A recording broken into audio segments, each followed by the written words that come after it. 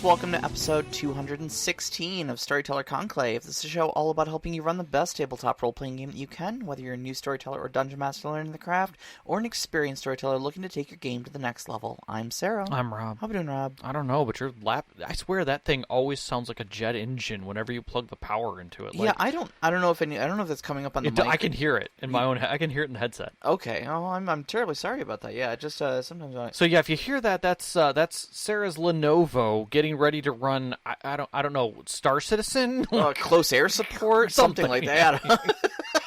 Crisis? Probably. Yeah. God, that game was one of those like bleeding edge. Needed 3 levels higher technology to run that damn game. Technology that didn't exist yet. So yeah, hi. I'm not doing too bad. It's been an interesting week. I will say this much: everyone needs therapy, and sometimes your therapist calls you out. Sometimes, yeah. Oh, yeah. And you just have to accept those moments because they're funny when you're sitting there, and then they last. They just kind of linger in your head. It's even funnier when your friend calls you out for the exact same thing, and then your therapist does it, and you're like, okay, damn it. This is a thing now, and I don't like this thing. Yeah. Like, you were supposed to be my friend. Like, I'm your therapist. You pay me to be your therapist. Right. But you pay me to not be your friend. You pay me to call you out. Yes. This Sunday, we have our Beer and Pretzels mouse guard. Is it this Sunday already? Oh, God, yeah, it is. It's this upcoming Sunday. Oh, so wow. I'm very much looking forward to that. I think I need a good Beer and Pretzels. Yeah. Time. Yeah, so definitely. It's been a long time coming, and then shortly thereafter, I think it's the following weekend. I think the following weekend is Nova Praxis, and then the following weekend after that is my game. So yeah, so stacked up like cordwood. Yeah, we got big run of gaming coming up. I'm feeling pretty good about my game so far. You seem to be in a good place with it. A lot of it is going to very much depend on how you guys put things together.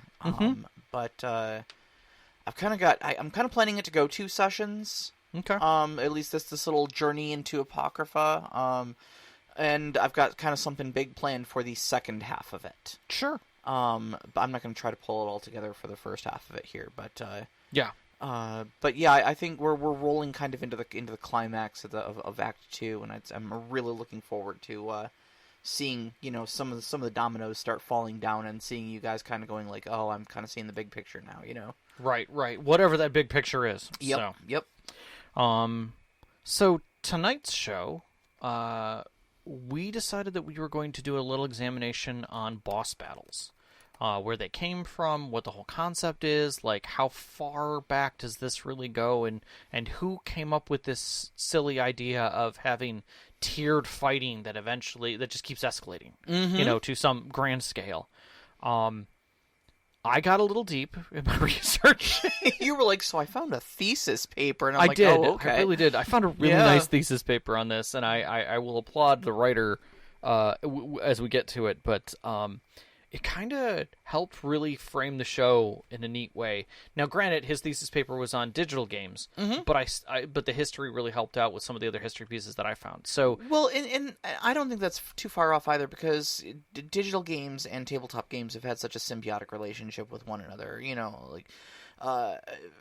Tabletop games have inspired video games, which then turned around and inspired the tabletop all over again, And now with virtual tabletop and the concept of like Baldur's Gate, the video game, which is really just D&D overlaid in which direction are you going? Right. How close are we have video games that we're running on tabletop trying to mimic the video game, either in mechanic or in feel, and sometimes getting neither. Yeah, and then look at D&D Beyond, their new VTT that they've been previewing and stuff like that. I mean, it basically looks like a video game. Well, why not? All the mechanics are there for it. Sure. Unreal absolutely. 5 is a thing. Yeah. So why not leverage it as best you can? So it makes sense. It adds up in all of the equations that this is where things would lead to, but at the same time, is this something we want to carry? So I'm going to take us back a little bit. We'll do some etymology here.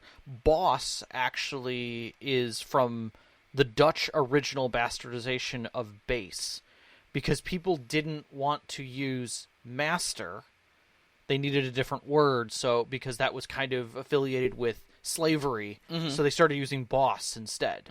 And that kind of helped change, I mean, in a way, and frame what that meant. But at the same time, it kept the colloquialism of illegality to it. Yeah. And the whole the crime aspects were still there and were kept very strong. But the idea of like a escalated boss battle or something greater goes much farther back than that. That's hero journey, novella, fiction of true history. Sure. David versus Goliath. David versus Goliath is exactly what I was originally thinking when we first brought up this topic. Was like, that's the original boss battle. Right there. Ready to take on the world kind of a thing, but maybe not. And then you've got like Hercules, like throughout the hero's journey doing various things. Leading up to something great. Beowulf. Yep. Beowulf versus Grendel. I mean, Grendel was absolutely a boss fight, Captain Ahab. Yeah. And Moby Dick, without question, a different kind of boss fight, but still. But it's that whole, within the hero's journey, the fight against the quote-unquote big bad, whatever that may be, is always been part of that journey. But when we start extracting it from novellas and we move it into other media, the thing that we I guess colloquialize as the boss battle layering really didn't come into play until Bruce Lee. Yep. So in the Hong Kong martial arts films like Big Boss, where he is fighting a criminal gang and has to fight a big boss at the end, is one thing. But really the tiered idea came from Game of Death, which was in 1972. And he had to, fight his way up a pagoda. Up a pagoda. Different people at every layer. And then there were, rumpties, but then, the big boss came out, and then he got to go up a level. Right. And it was like watching a video game, Well, at the time, it was the original. Yeah. So then, literally just, we've got D&D, which is, at the same time in tabletop, kind of doing the same thing 1974, 1972, so... And then, 1975, Plato Systems releases D&D, and it's right there in black and white. Yeah. How to run a game of D&D where you fight a dragon, and you fight another thing, and it's all layered boss battles that are in there. So now you've got the narrative backing for it in things like our cinema, and all the way back in our the formative stories of our cultures and stuff. Like you said, like Beowulf, David and Goliath, and whatnot, and stuff like that. And now this game comes along, and it's like, hey, here's how you have those kind of cool climactic moments in your own stories. Right. Here's how you show advancement and progression having weight. Yeah. Of the hero. Are you doing well? Can you defeat this thing at this point? And in some cases, those bosses were available to you, but you could try, but it would just send you right back to the beginning because you were wiped out. Right. So now you've got to do it all again without any gear and rebuild yourself all the way back. So you knew there was a progression point when you were at the right point to do it. So this concept of digital bosses being implemented really was starlit during Gen X and Gen Y, because we had this through numerous iterations of video games. Mike Tyson's Punch-Out!, Mega Man, Kung Fu, Mario Brothers, even Metal Gear. All of these had progressional boss fights that were built into them.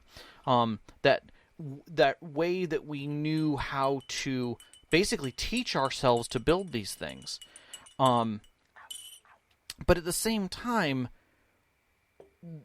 each one of these were slightly different.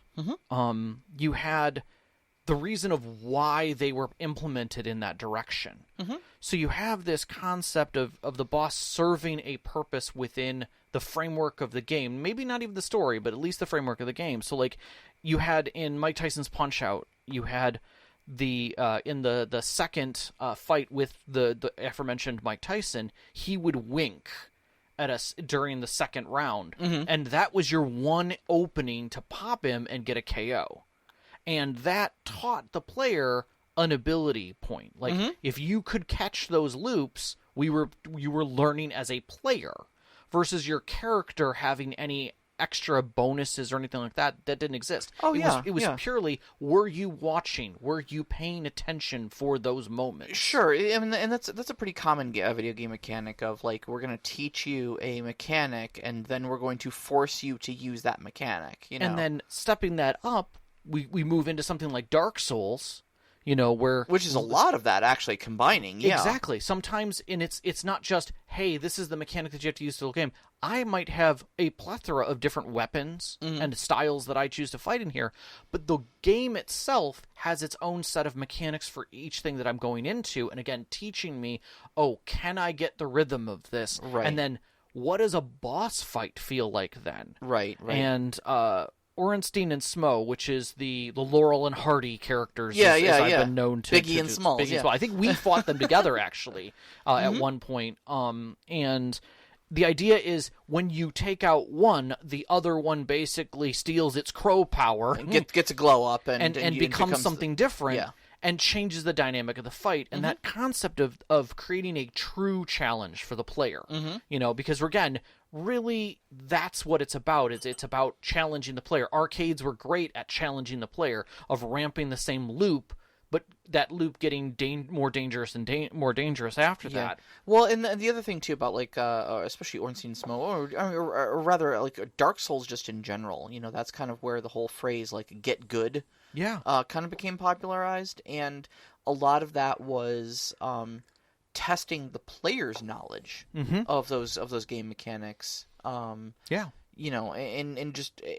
I think, you know, when you apply to, like, the tabletop RPGs, it's not looking to see if your character has leveled up, it's looking to see if you have leveled up. Because, man, unless you have, like, in some games, especially, like, you know, video games, you can out-level stuff. Oh, you know? easily. And Dark Souls, to a certain extent as well, you can grind enough that, like, your gear can get good, and your, you know... health is just ridiculous. Yeah, exactly. Your stats can get good, but at a certain point, like, you need to execute, you know?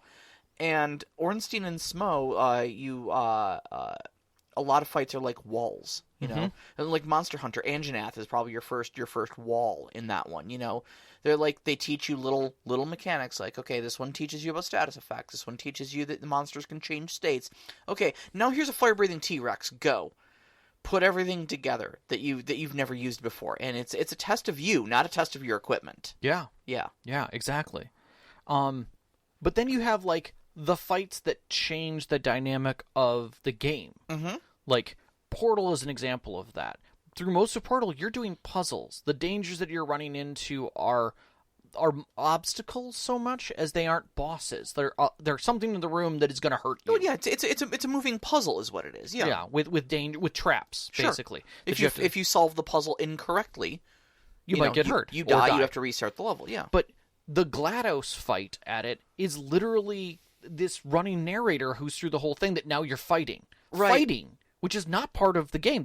You don't get a gun, per se, so you have to figure out how to defeat a boss with using the knowledge... the same mechanics that you've been using to solve puzzles the entire game. Right, you could have solved all the puzzles in the game and only use that base mechanic system that you figured out to be able to handle this. But if you've also figured out other subtle mechanics that the game gives you, beyond just using your portal guns for the things that they're meant for, you can change the way that fight goes a little bit all the way to the end of it. Celeste does kind of the same thing. It's basically just a jumping platformer the entire game, and then all of a sudden, like 2/3 of the way through the game, you have this boss battle with your evil alter ego, basically. Right. And it's like, okay, well, hold on a second. You want me to fight now? Like, I only have a jump and a climb button. What do you want me to do with this? You know. Right. And yeah, you've got to employ it offensively while you're having laser beams shot at you. You know. Yeah. And it absolutely changes the way the game is played. Well, another one that I always think is funny, that I didn't put in here, but is kind of true, is you have sometimes the reverse of that. For instance, like Halo, you're fighting as basically a badass through the whole thing, right? The idea is just keep besting and keep getting better at your shooting, get that, and then you get to a certain point in the game. Sorry, spoilers are going to happen, and the flood shows up, and the answer to the flood is get out. You're not going to win. There is no winning the flood, right? It is an escape mode that you now have to achieve, which is something that is opposite to everything you've been doing up to that point in the game. But it still uses the same mechanics of gotta get out of here, gotta move, gotta keep going. Yeah. You know, Yeah. your instinct of shoot everything that's moving until I'm out of bullets and then punch it runs out when there's too many of them to punch. Welcome to the first day of the rest of your ammo crisis. Exactly. So each one of these kind of sets that in motion. The next one I think is the I wouldn't say is the fan service, but is the hype service, and that is the idea of epic encounters. Oh yeah, yeah. And the idea that within a story you can hype up the end to a level that it needs to reach. This, I think, is probably the one that's most applicable to like the tabletop RPG scene because, especially like we see it on our Discord all the time. Like people talking about their own campaigns and asking for help putting their plots together and whatnot. And they're like, I've got this big bad guy and I've like been showing him to the group, trying to foreshadow the big showdown at the end. And you're like, well, yeah, I mean, that happens all the time, you know? I'm gonna say I'm going to use this move in my game too. When things finally fall over and you guys can kind of see what's going on with my plot. There is going to be a moment where it's going to be like, oh no, right? Oh, that's the conflict we're building up for. Okay, yeah. As the dominoes get pushed and you count the ones you've already set up. Yep, those kind of things. Exactly, and then it all kind of spells out for you, and then you can kind of see forward the next 10, 20 game sessions and go, okay, I see where this is all leading now. Yeah, And that is not to say the next one kind of sits apart from that. But before we get to it, I just want to say, for those of you who've played any of the Zelda games, the idea of battling Ganon. Yeah.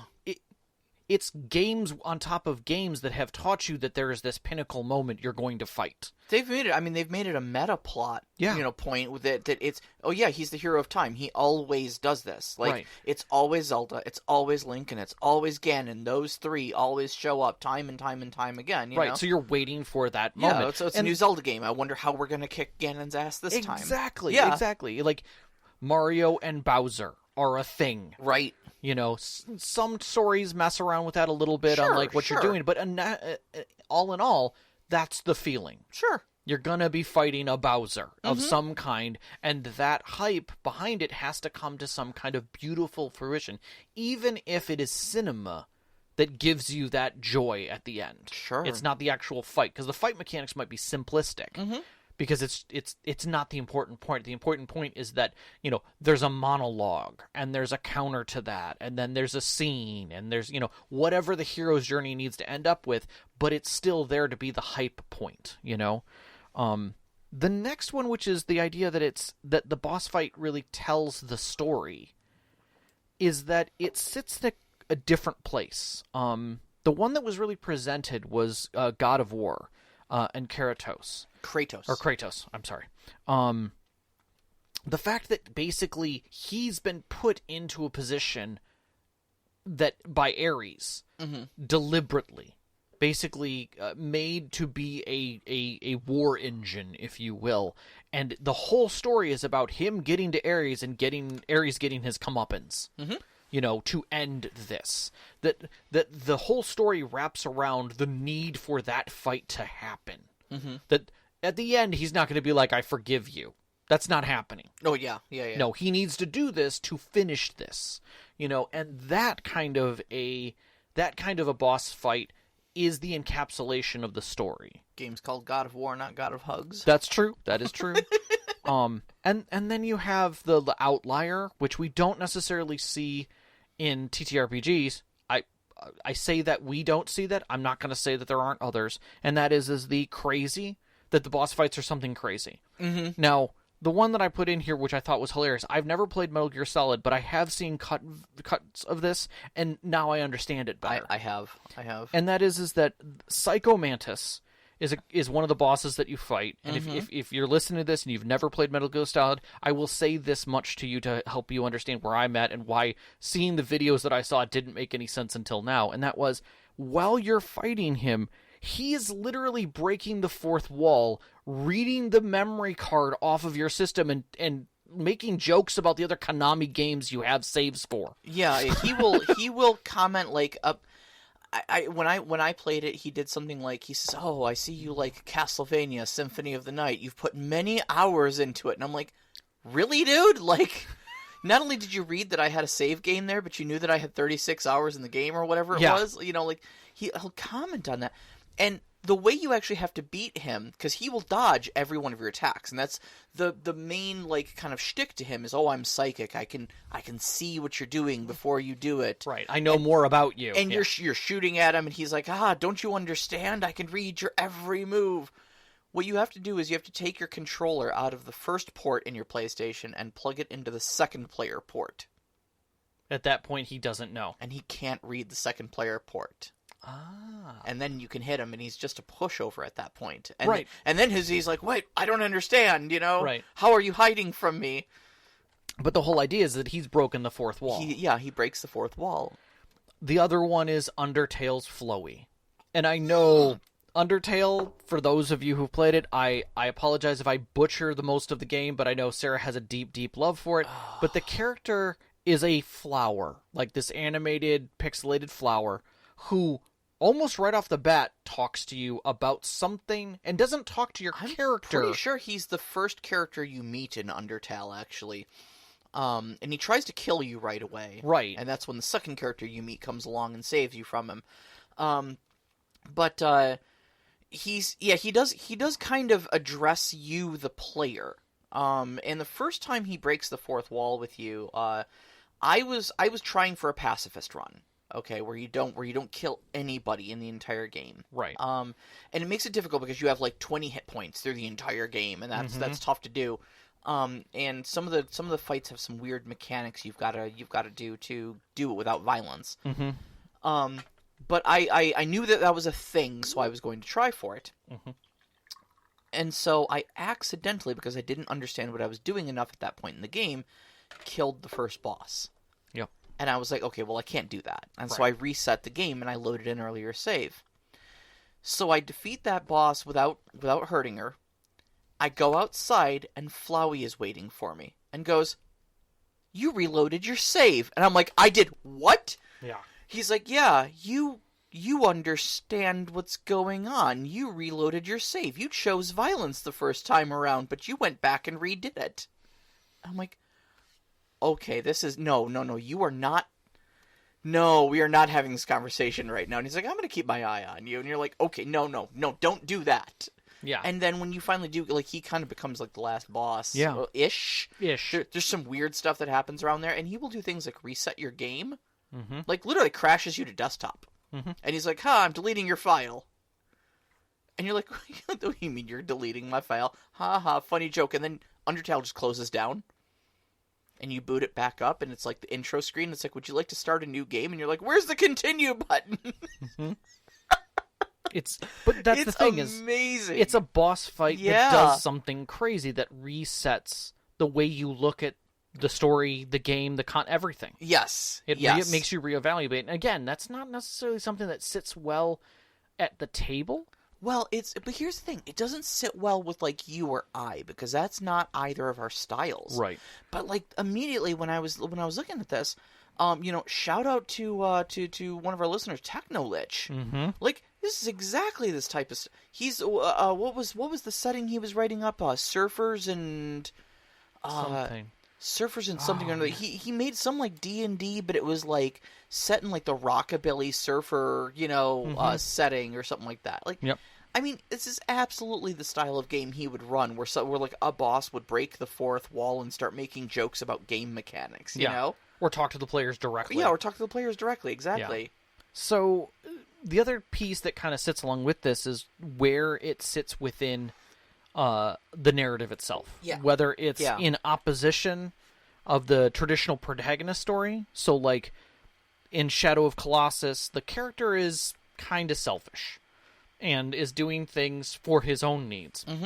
And makes you question whether or not you as the player are not just a baddie. Yeah. Doing bad things in the story. Yeah. So each boss battle feels like I'm the one initiating something that I shouldn't be. And by the end of it, you realize that's exactly what happened. Let me go stab this Colossus that's been minding its own business for a century. Yeah. What is it really here for? What was it doing? Yep. Oh, I undid that. Mm-hmm. Oops.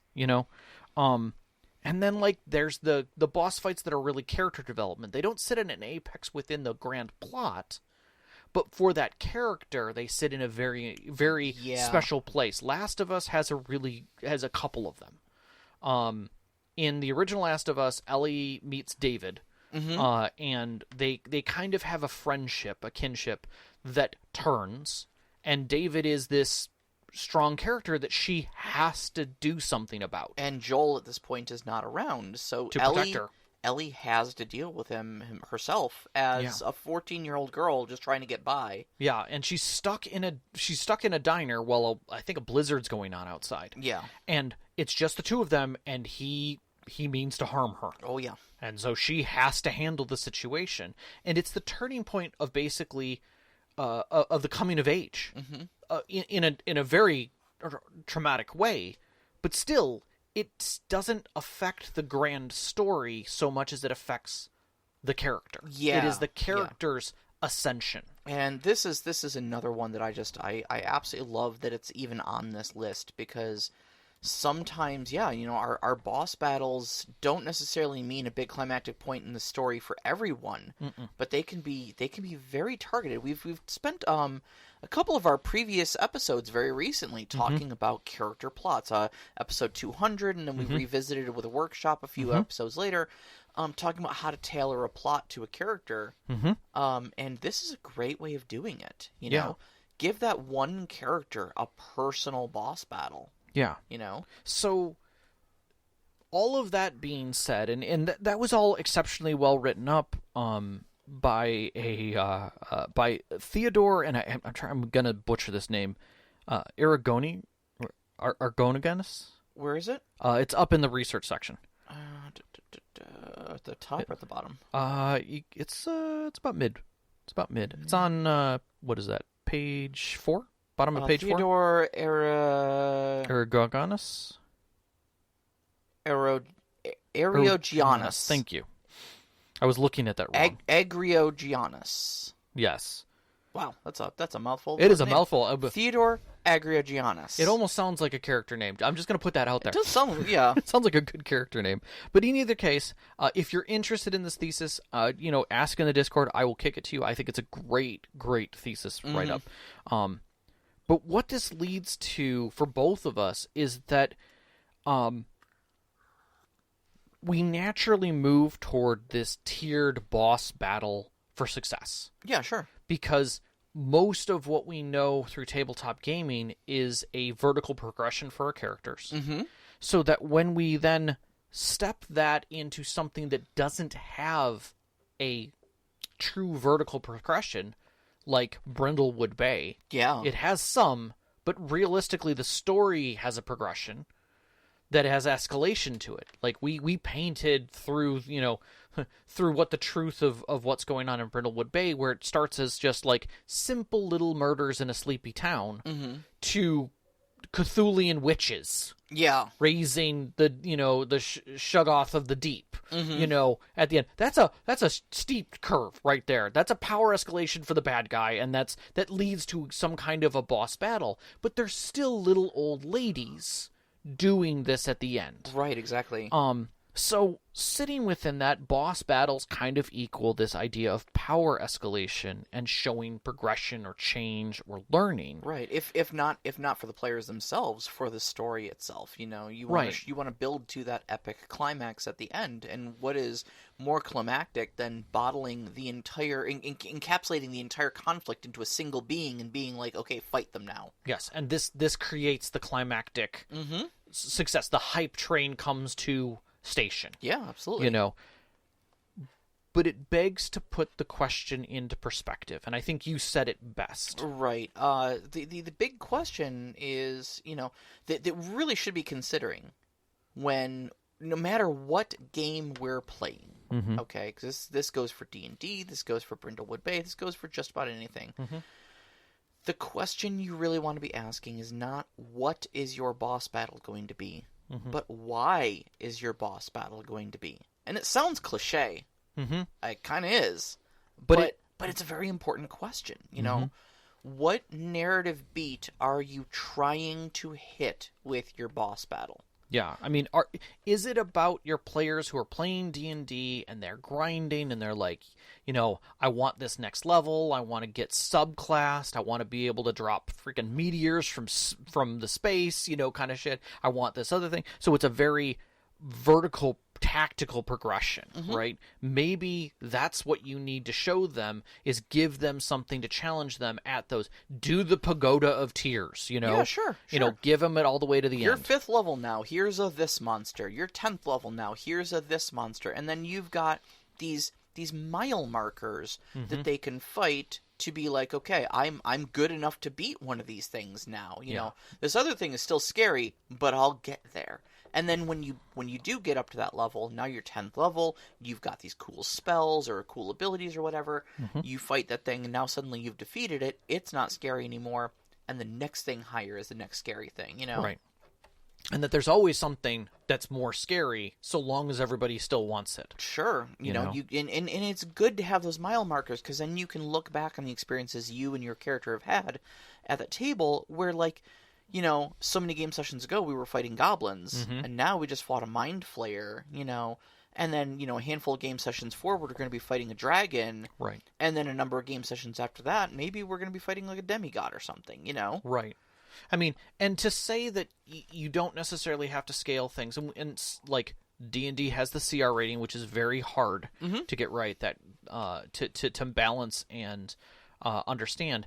But every game has that, and it made me think about like BattleTech and MechWarrior. Sure. The idea that like when you're at the beginning, you're pretty much fighting sometimes something a little less than you to get used to it, and then as you progress up, you're getting to heavier battles till eventually you're starting to deal with complications within your own unit. Maybe you're salvaging things and you're light on gear, but you're still having to do the same job, all the way out to the point where you've got waves coming at you and you're having diminished resources, trying to hold out the last things that you can. Yep. You know, and it's that idea of it doesn't have to be that you are accelerating through skills and progression, but more so along the lines that tactically you've learned. Yeah, it's a little bit more like that Dark Souls sort of progression. Exactly. Where it's like it's you that's gotten good, not your character. Right. And looking at that within the table, within a group setting, can be very rewarding. Sure, absolutely. And so sometimes you have to step away from the mechanics that are set before you and look at your group's mechanics and say, okay, what is it that they're really looking to show within this progression? Yeah, absolutely.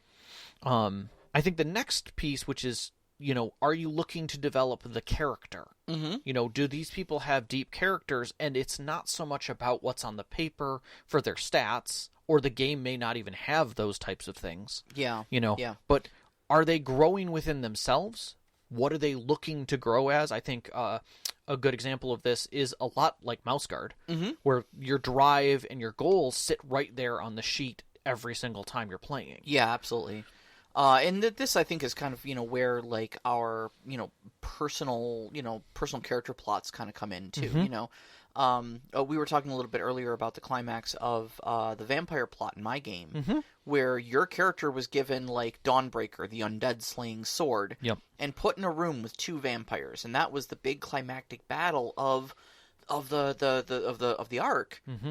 But really, the boss fight was not, there are 2 vampires and you've got an undead slaying sword. The boss fight was, what are you going to do with it? Yeah. You know, the real battlefield going on was in your heart, not in that room. Yep. And who are you going to show mercy to? Who are you going to give violence to? Yeah. Likewise, within that same framework, as you move to through character development, it's oftentimes that exposes a truth of the world. You know, you do this, and the world either exposes itself or changes because of it. Yeah, the world reacts in some way. And now your character has caused a reaction. Yeah. You know, we completed, you know, Maze Runner. We completed and found a way out of the maze. And in finding the way out of the maze, we discovered that the maze was created. Uh-oh. Like, this is our people doing this to us. Why? Yeah. We don't know. Now we got to go find out why. So each stage of that uncovers another piece of truth and changes who you are, because the drive reason for why you were getting there now is altered. Now instead of, what we're trying to do is survive, we're trying to decide who we are in this setting.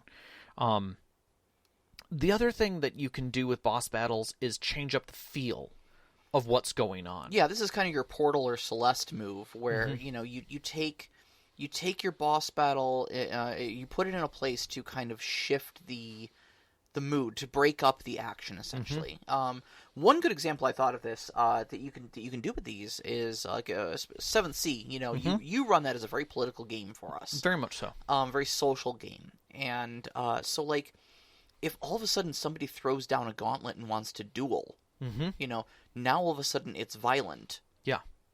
What do we like? We were talking a minute ago. We've done nothing but talk for the last 7 game sessions. Right. And now we're in a fight. Yeah. With someone important who can kick our ass. Yeah. Yeah. So what do you do with that? Well, okay, now this is an epic boss battle for us, and it's just a duel. Yeah. With some noble with a sword and a chip on his shoulder, but it becomes a boss battle because it shocks us out of the rhythm that we've fallen into, and in shocking us out of that rhythm, it also shows that the stakes are possibly different than we have conceived, and it also throws us off onto our back foot because we have been solving things by talking the entire time. Yeah, and now all of a sudden, violence is the key to this, to this question of a boss battle. And what do we do with that? Right. And does it mean death?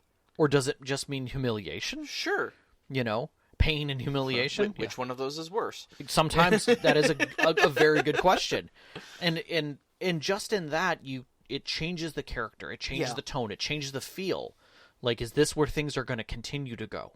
Right? And it's good, and honestly, like from a political standpoint too, if you are playing a very social political game, doing something like that, forcing the players to suddenly play by the rules of your villain, and engage with that quote unquote boss battle on their terms, is in and of itself a power move. Yeah, and rightly so, both directions of that.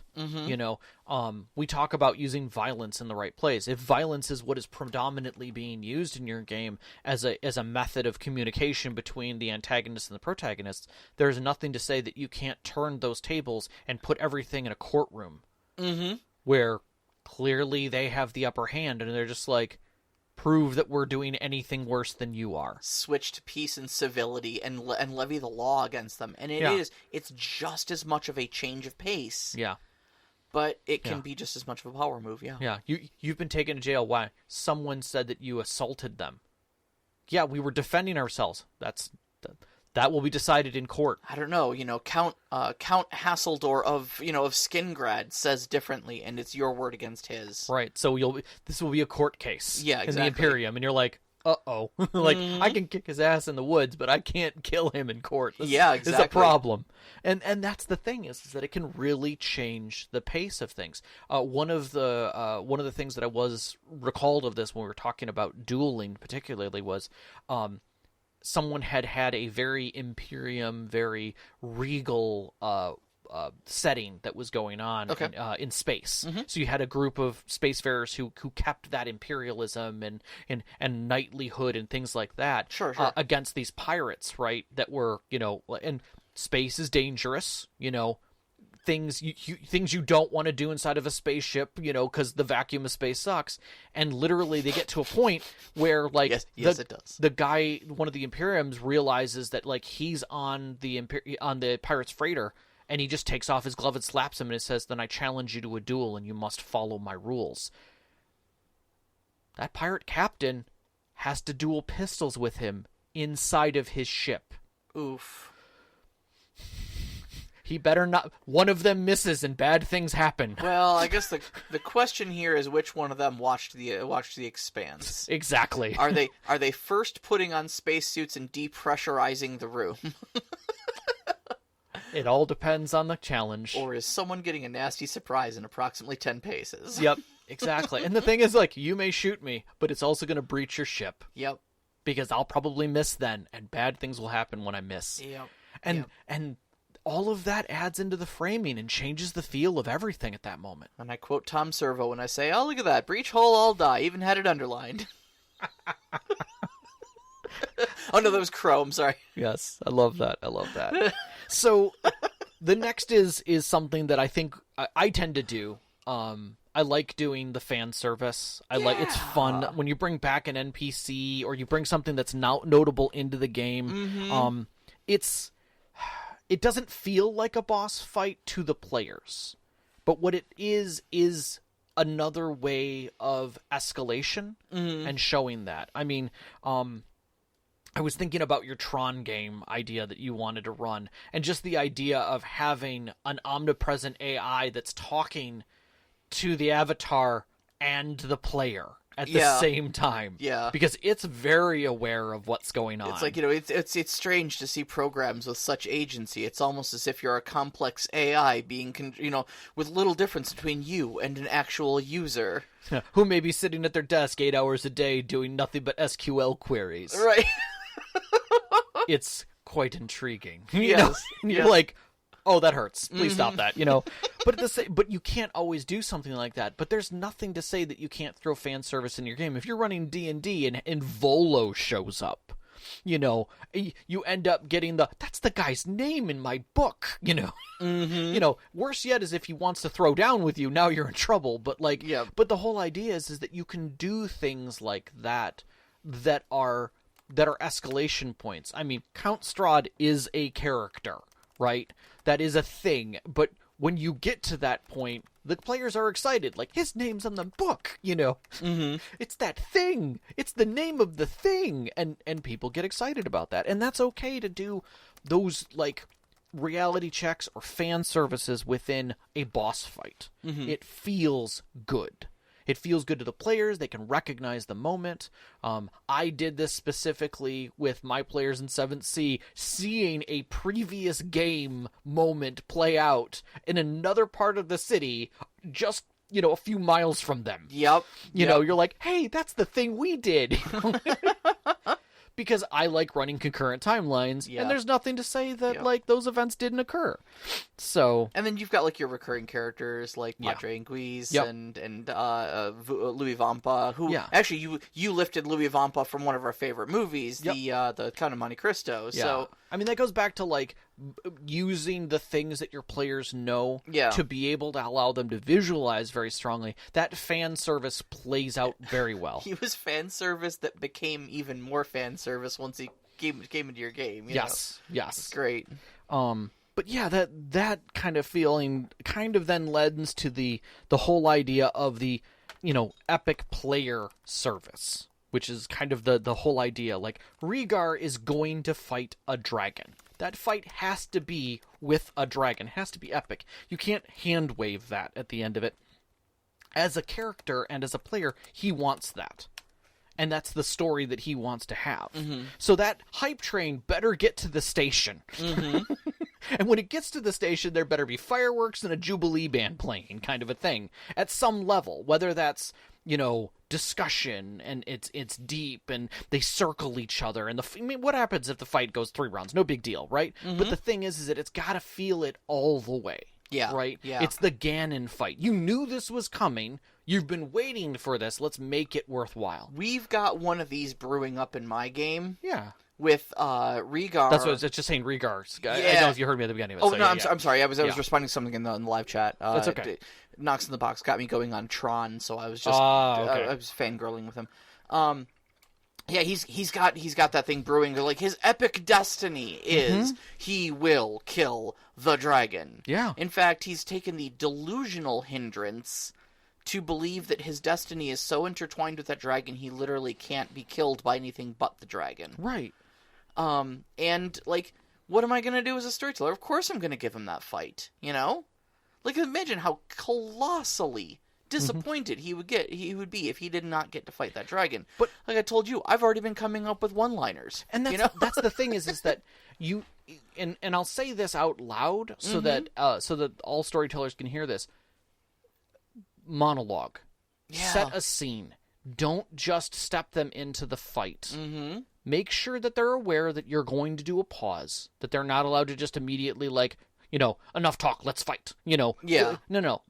Have the time to have the narration to make it feel like it needs to set, where the weight sets on it.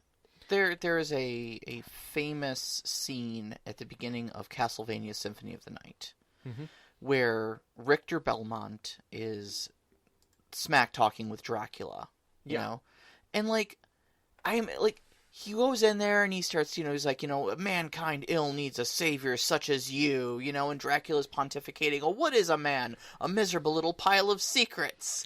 And there's banter back and forth. And you know what? That fight would not be half as cool, half as interesting if there weren't that corny B-movie banter at the beginning of that. If you just walked in and, like, Dracula was like, "Grr, I'm gonna kill you," you would, like, what? You know, it'd be like, okay, I guess we're having a boss battle now. But, like, man, I can't stress the importance of a monologue nearly enough. Yeah. And like, players, let your storytellers monologue. Storytellers, if they try to interrupt your monologue, just tell them it's a hard move and make them listen to you. So there was a movie that was about, like, it's a comedy action about two replacement cops who follow after, like, the two primaries basically end up getting themselves killed. And I can't remember, I'm trying to remember the name of it right now off the top of my head, but effectively, like, the super good guy cops, who are, like, the aforementioned, like, hero cops, literally jump off a building and to catch up with the bad guy, and that's what kills them. Because they think they're basically unstoppable. Okay. And so then the follow-up guys are, which I think is Mark Wahlberg and, like, somebody else. But anyways, someone had opened up their game of adventurers with their adventurers being basically adjuncts to another adventuring group who was very powerful. Okay. From their lens, that's how they were going to open it. Was they had a couple of adventurers where basically you had these first level, you know, people who were part of, like, this adventuring group. They all joined it, and you had these two powerful, you had a powerful wizard, a powerful fighter, and they were like, you know, you're going to come with us and do these things, and they do a couple adventures, but the whole time they're talking them down. Mm-hmm. They're just like, don't worry, you guys will eventually get your spells and figure out how to use that sword properly, but until then, we've got this. And so, like, every fight that got escalated, they would basically just push them off to the side and do the epic fight. And the players are like, this is getting really annoying. Like, I hate these guys. We need to go figure out. And so they start doing their own side stuff. Well, it finally comes to a fight that happens at their place. Mm-hmm. And, like, the bad guy is, like, opens a portal and he's just like, haha, like, now you'll see what, you know, now you have to, you know, follow me into the darkness. And they're just like, that's never been a problem for us. You all stay here. And they're like, screw that, we're going with them. And they jump through the portal. The two heroes, aforementioned heroes, jump through the portal, and when the players follow up, they realize that jumping through the portal was the bad idea, because it's off of a cliff face, and they can literally see their dead bodies at the bottom of the cliff, like 400 feet down, and they're like, and they just step right back through the portal, and they're like, can we break this? Can we just shatter this and deal with this later? And they're like, yeah, you saw how he created it, and that was the beginning of the game. Oh, that's funny. Was there what's left? That's funny. And it was like, okay, that is an epic fight that shows the strength of the enemy and what you have to become. And it was just a great way to frame Zeros to Heroes. You know what that reminds me of a lot? Have you ever seen the movie Mystery Men? It does feel a lot like Mystery Men. Yeah, where you got Captain Amazing, and he's like an actual, real, honest-to-goodness superhero, and then all of a sudden he gets, you know, he gets incapacitated by the major villain, and all these, like, lesser superheroes need to, like, fill in for him exactly. and figure out what's going on. Yeah, I love those kinds of things, but the point of that is that it sets the ball in motion. For those things. So remember that epic fights like that you can frame. Mm-hmm. You can set those in motion and communicate to your players that they're being set in motion. Sure. So that they know where the story, that they're part of the opening of the story versus you just explaining that this has happened. Yeah. You know? And so within that, you have those answers to the why. Mm-hmm.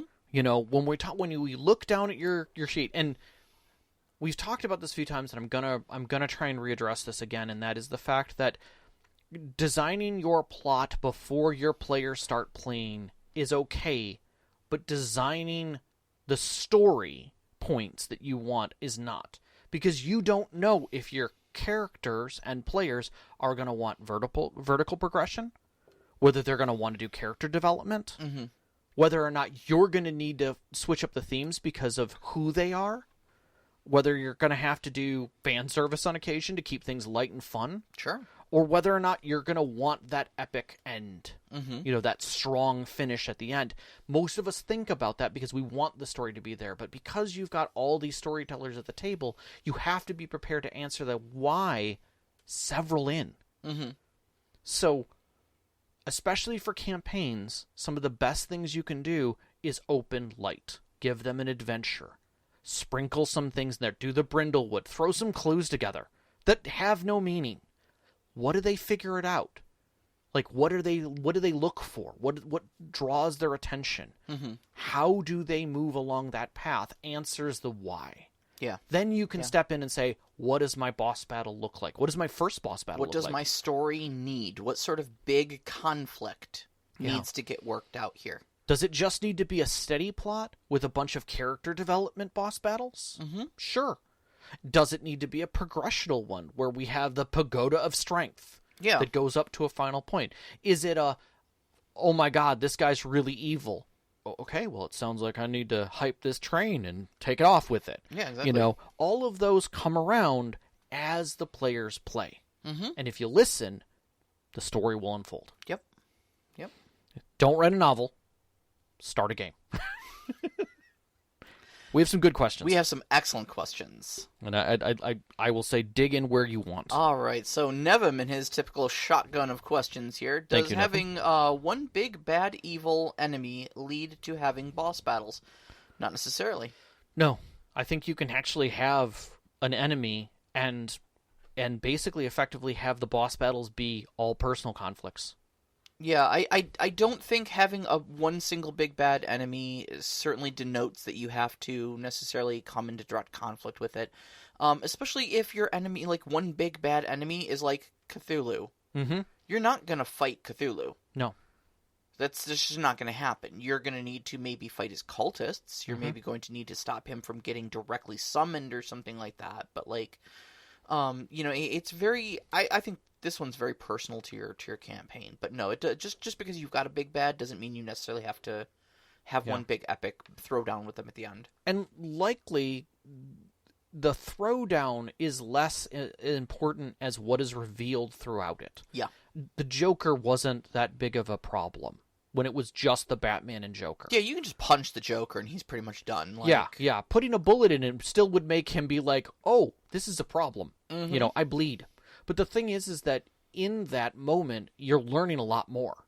Yeah. Even putting him in jail doesn't stop it. Yeah. You need him as much as he needs you. And that's when you can get to a point with that with some of the characters, it can mean a lot more to the story than a big boss battle. How do you bring a boss battle with how do you bring a boss battle without being too stereotypical? Well, the stereotype is a vertical progression. So if you don't want that, don't do it. Yeah, I don't have a better answer for that. We've spent basically the entire episode detailing different ways to approach boss battles and different ways boss battles can show up. I would say, choose a different way. Yeah, think more about why your boss battle is occurring and what your story needs, what it's serving narratively. Yep. Versus trying to make it unique. Yeah, and stereotypical, by the way, is not a bad word. No. It's an attribute, certainly, but sometimes stereotypes are fine in the context of are you doing the stereotypical thing? Are you stereotype has the same connotation as the word trope. Yeah. Oh, that's a trope. Okay. Well, that helps people remember what's going on. That just means it fits a pattern. That doesn't mean it's a good thing or a bad thing, Right. So if you're doing, the stereotypical boss battle, well, if that's what your narrative needs, then do it. There's nothing bad about that. No. And realistically, there's nothing wrong with tropes because, again, it's what we're comfortable with. Yeah, exactly. Lean into comfort, just have an understanding of why. There's also something to be said about like the beer and pretzels game. You know, don't challenge my brain. I just want to come, show up, play D&D, and just fight monsters for 3 hours a week or something like that. You know, Right. So your stereotypical boss battle is exactly what that type of game is looking for. Yeah. Put me in the room with a dragon, let me hit it with a cone of cold, and I'm gonna have a good time. Yeah, exactly. How to avoid setting up boss battles. First off, if you're setting up a boss battle, it's because your players asked for it. I don't know that players always ask for boss battles. The ask isn't what you think it is. And I think that's my point to this, is that when you look at your players, you will know whether or not they're leaning toward a boss battle or not, based upon their actions. And sometimes that's hard to see, but that's the why. If you're setting up for one, they're the ones moving toward it. They're the ones cracking their knuckles and going, Correct. "Oh, we're gonna get this guy." Or, this is going to happen, we need to be ready for it. Okay, they've set the stage. Right. No different than the clues lead to that. Mm-hmm. The mysterious things that I've dropped out. There's a pencil, there's a bloody spot on the floor, and a ticket to Maui. Mm-hmm. And they go, oh, the husband, he killed her and took the insurance money to go to Maui. And you're like, yes, that's what happened. I absolutely had that planned and written down well ahead of time. So when the players, come in and see a beholder in a chamber and there's a golden hand sticking up out of the floor, and they're like, oh, that's from so-and-so. We're going to have to be careful because whatever's going to be in there can turn us to gold. Write down, right. That's what they're expecting. Why not? Sure. Right? Okay.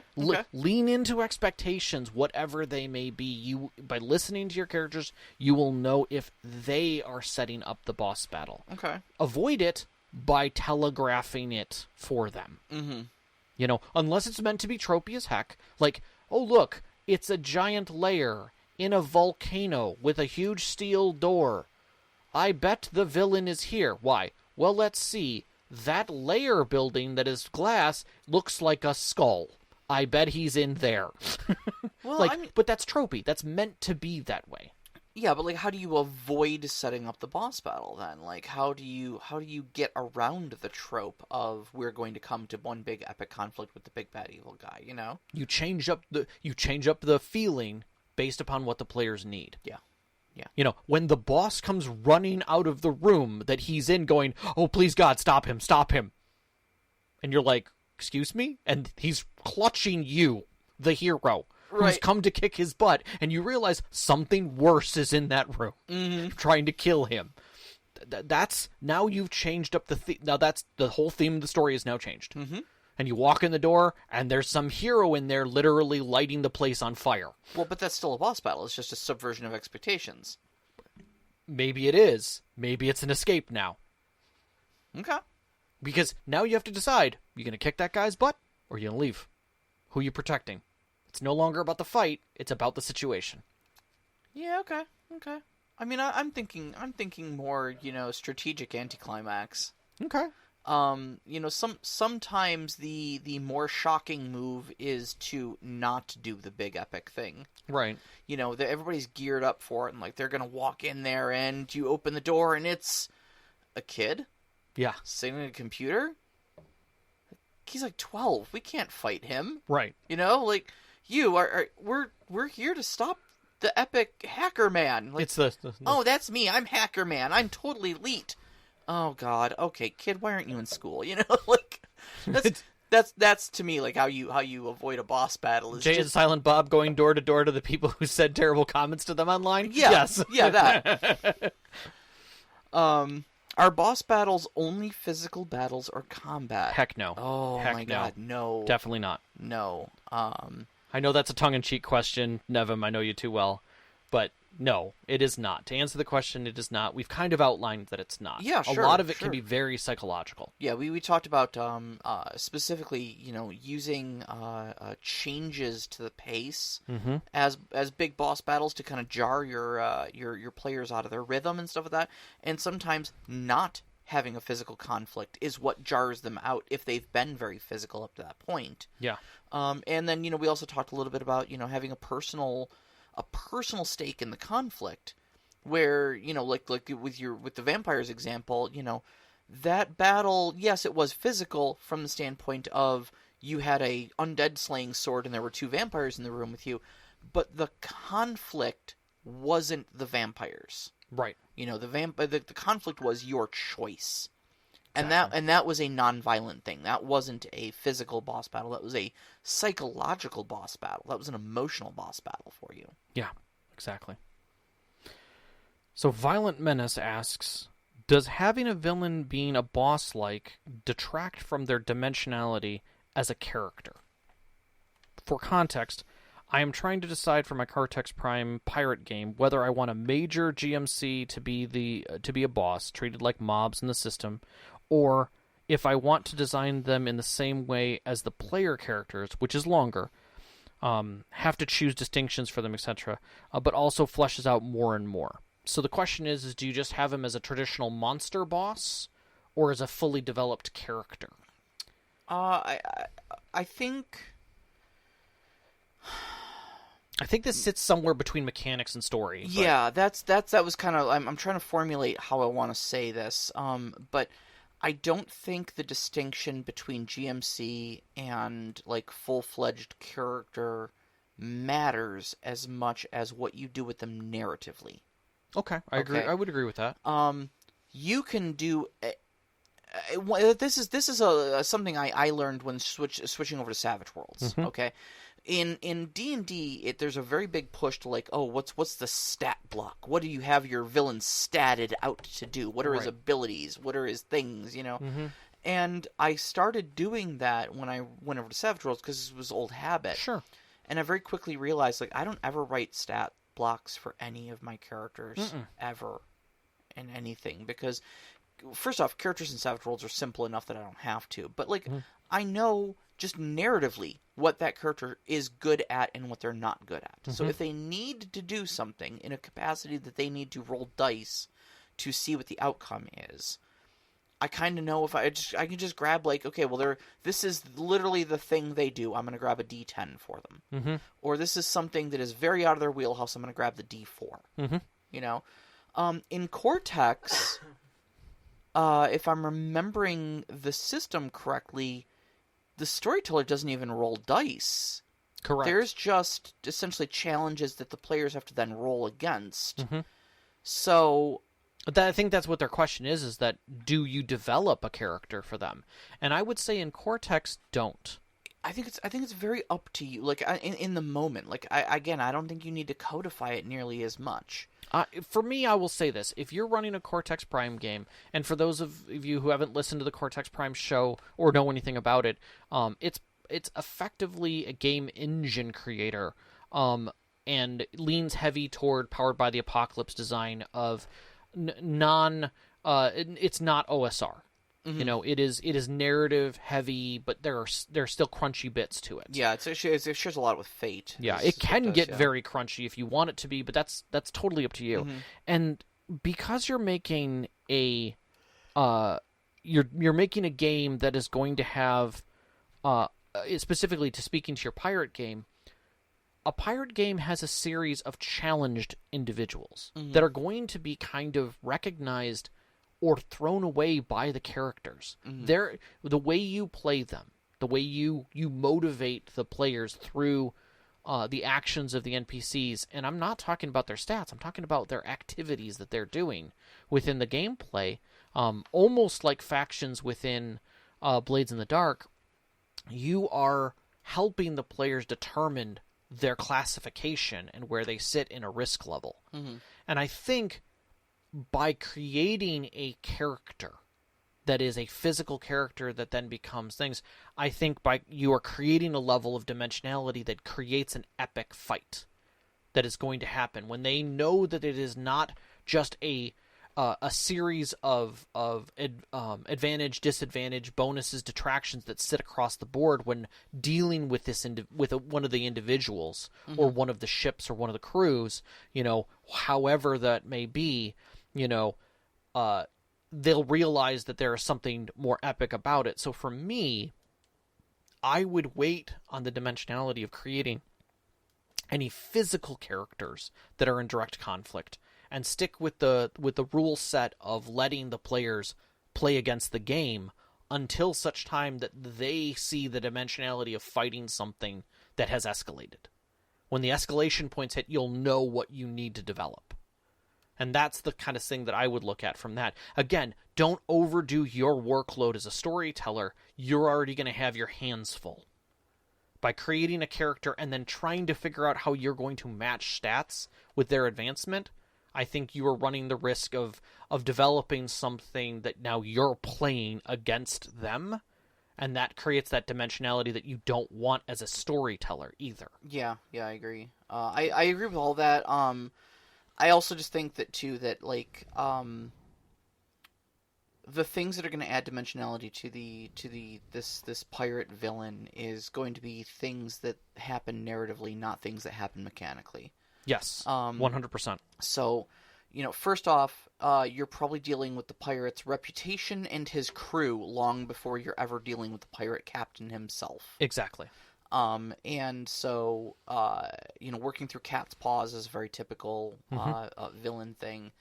And then, by the time they do come into direct conflict with him, this character is important enough that it doesn't matter what his stat block is. Yep. He's already got a reputation that precedes him, and this is Blackbeard the pirate, Exactly. We can't just go in there. Like, we don't know what his stats are. It doesn't matter. But he's reputed to be very fearsome and take no prisoners. We can't just walk in there. We already know, like... Right. Your players will tell you how afraid they are if you make him scary without ever seeing his stat block. Correct. Mm-hmm. Yeah, it's creating the untouchable, unseen villain who is fearful. Yeah. Figure out what that is and move through it. Like we said earlier, the Joker dies if you shoot him. Yep. But he is terrifying. But how many times does Batman get to physically be in the space with the Joker where the Joker doesn't have control of the situation? Yeah, where he doesn't have the upper hand. Yeah, yep. Exactly. Yep. Exactly. So then that follow-up question is, any ideas for interesting bosses in a reasonably realistic historical pirate setting where PCs are pirates?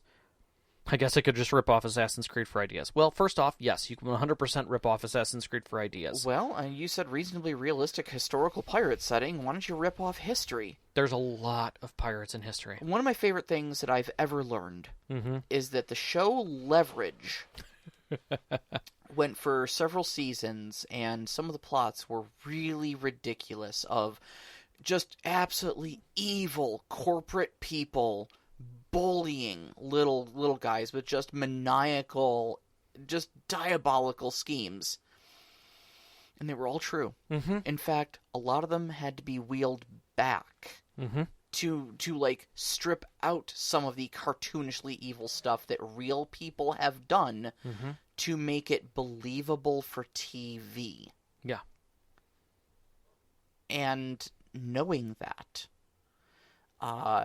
trust me, you can go right into history, and history is so weird sometimes. And there are some really dynamic characters who actually existed. If you are running a historical pirate game that you want some really good verisimilitude in there, look at history. Yeah. Wikipedia. Pull up Wikipedia. There's probably some great channels on YouTube you can learn about. Yeah, and what I would do with those is change the names to protect the innocent. Also, it stops your players from immediately saying, oh, this is just Bloody Bonnie McGee. Right? I know what her story is. Look at what their drive is, okay? And then make that adapt to your story. You don't have to go far, but as long as their drive remains the same. Whether it be this female pirate was originally a court madam whose husband was killed because he was sent out as a general since he was a gentleman, and basically had his life thrown away. So in anger, not at the enemy who ended up killing him, but at the people who sent him, she sells all of their worldly goods, their home, everything, raises a fleet, and does nothing but pirate against her own country, specifically those ships that are owned by those lords who wronged her. Absolute girl boss. And that's her motivation. Mm-hmm. You don't need to know more than that. So to be honest and historical, the best thing you can do is look at what quote-unquote history has generated. And Wikipedia does a good job of painting who those people were and what their motivations were. Mm-hmm. If you need additional help, just message me. I love talking about pirates. It's the 3 Gs. That's right. Girl boss. Yep. Gangplank. Yep. Galleon. There you go. All of it. But the one thing I will say to you, specifically in regards to this, when you're talking about interesting bosses, there are 3 things that I would focus on for any boss. 1, drive. What is their motivation that makes them strong? Mm-hmm. 2, why do people follow them? Fear is not a reason that people follow you. Fear is the reason why they stick around, is because you're stronger really than everyone else, and your fearsomeness makes them want to attach to you. Yeah. But basically just having fear makes people want to move away from you. Mm-hmm. So you have to find a reason for loyalty. So drive, loyalty, and then the final thing is, what haven't they found? What is the last piece to the puzzle? Yeah. Okay? Because if that gets solved, if that piece is the solution, and usually it's very simple, right? It may be grand, but it's simple nonetheless. That's their undoing, right? But it's their only undoing. Well, it's also greatly ties into like their motivation for being who they are and doing what they're doing. You know, a powerful, fearsome person who commands respect is not out there being a pirate because they're bored. No. It's because they've got something to prove, or Right. they're looking for something, or they've got a score to settle, or whatever. Yeah. They have a goal. Right. And the first position, their drive, what their drive to their goal, does not always have to be their undoing. Yeah. A lot of times their drive for the goal, much like the aforementioned French woman who I just spoke about, her undoing was the fact that she found someone who reminded her of her husband, and she realized she could stop this and just have a life. Mm-hmm. And whether or not that happened from that remains to be seen. Yep. But the point is that was her undoing, was that her whole point for doing it was because of that drive, was because of her husband. But it drove her almost into madness for what she was doing. And people followed her because it was just in their mind. She could sell it to them that others had died for no good reason. Come join me, and I will take you without question. You know? And it worked. And if you can do those 3 things, you can make any pirate boss. Doesn't matter. Yeah. Yeah. Doesn't matter. And it works amazingly well no matter who you're looking at. A lot of times the loyalty comes from the share, comes from the change, comes from them finding people who are broken, things like that. And you'll find that common thread ties through most of the pirates. Yeah. So, you want to grab Technolich? Yeah, last thing. Technolich actually says more of a thought than a question. Sure. But I definitely got some opinions on it. BBEG, Big Bad Evil Guy, is not a person, but a concept. Okay. Like, heroes are fighting evil itself, not an allegorical representation of evil like in Time Bandits. Interesting. So, my thoughts on this initially are that one of 2 things needs to happen. Well, maybe not 2 things. Hold on. Let me reorganize my thoughts here. Sure. All right. So, initially where I'm going with this is that I'm actually thinking back to Star Trek First Contact. Okay. The Borg Queen. Sure. Okay, a lot of people at the time did not like the concept of a Borg Queen. Sure. Because the Borg are supposed to be a collective. They're all supposed to be essentially equal in the drone cast. Like, there's not supposed to be hierarchy because that's not what a collective is. Yeah. You know. But the reason they made the Borg Queen is because you can't have good narrative tension just fighting a swarm of drones.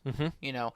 It works in the short term, but when you're trying to make a big blockbuster movie that releases in the middle of summer, you know, when trying to crack the charts for a big franchise like Star Trek, you can't just do that, you know?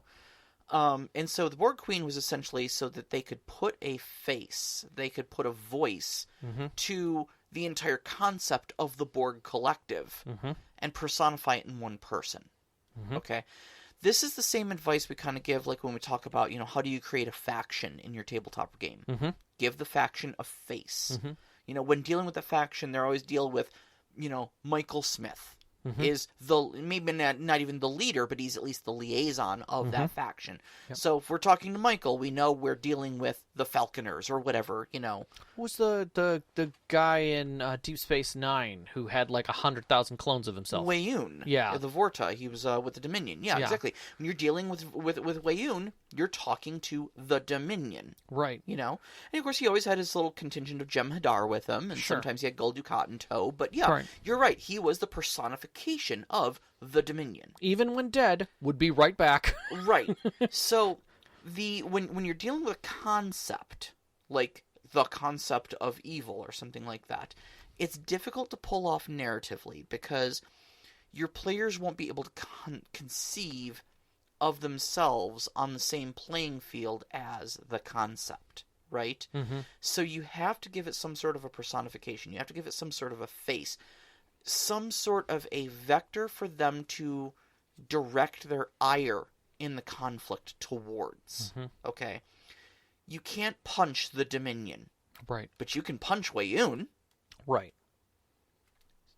You can't defeat the Borg, all of them, but you can defeat the Borg Queen. Right. Right? So, that's my first thought on that, is that I would shy away from the idea of fighting a concept because you can't really win against a concept. See above War on Terror, War on Drugs. I've got some opinions there, but this is not a political podcast. No. But you can fight a person that embodies those things. Right. Second would be what is your hopes for a win condition there? Because if you can't conceive of it, chances are your players can't either. And if you are positioning your players to be fighting something they literally cannot win against, I can tell you if I was sitting at that table, I'd be demoralized and wouldn't want to play. Right. I'd be wondering what we were doing there. Right. You, anytime that you're dealing with an amorphic, antagonist, whether it be a force, whether it be a brood, whether it just be something that is way larger than the players can conceive, a horde of orcs, they're not going to slay every orc. That's not going to happen. Yeah. That's ridiculous to try and to conceive. So the question is are they trying to stop them from advancing? Is that all it is? They just need to stop it for a period of time because they're helping something greater that's going on? Because obviously they're not the only ones. Boil it down to an achievable goal, basically. Yes. And we can't stop the war, but we can save this village. Right. Right. We need to, maybe today all we're doing is stopping this ritual. But in the end, we have to stop all 7 of them that are going on between these separate cults. Okay. Sure. That makes sense. Sure. In my game, I had to give you guys a direction for fighting a god that was unseen from day one. And by doing so, I gave you little pieces that create a bigger image. Finding the orbs, destroying the orbs, discovering how all this had come to fruition so that you could go through and not fight the god yourself, but be able to put the god back in his place. And that's really the kind of thing that you want to see is you want to make sure that the end result, even if it is not within the player's control, was by the player's direction. Yeah. That the solution was there and that they don't feel exhausted and lost at the end. Right? Yes. That they are part of it, that not only are they part of it, but they receive the accolades internally from the story. Yes. Whether it's by, parade and ticker tape or by them going, that was us. We did all of this, kind of a thing. So anytime you have an amorphous evil, in quotes, it, like you're saying, needs a face.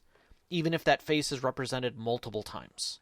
By different things, it is still a unified voice that comes at them and mocks them and makes them feel like they're not really achieving anything. Yeah, God, the last season of Buffy was like that. That's exactly what the last season of Buffy was, in fact. Yep. Very much so. First time I saw Nathan Fillion, too. Yeah. He'd been around the block a few times. The other thing that I was thinking of, too, is Werewolf the Apocalypse. You know, Okay. talking about achievable goals in the face of an overwhelming conflict. Yeah. The whole story, at least in the old World of Darkness, Yeah. back when I played World of Darkness, Way back when. Was the story was essentially that the werewolves had received a prophecy. Yeah. And they were like guardians of nature. If you've never played the game before, they're like essentially guardians of the wild. Mm-hmm. Okay, they're the guardians of Gaia. And so very, a lot of like Native American sort of heritage and stuff like that, from all different cultures. And they receive a prophecy that basically says there is going to be an epic battle in the end, and you're going to lose. Mm-hmm. Like. And once you receive that prophecy, what do you do with that? Like, Right. It essentially says that your entire fight against the worm, which is the quote unquote bad guy, Mm-hmm. The opposite of the wild, is futile. Mm-hmm. You already know you're going to lose. Like the prophecy has been delivered, and we lose. Mm-hmm. So what are we fighting for? Right.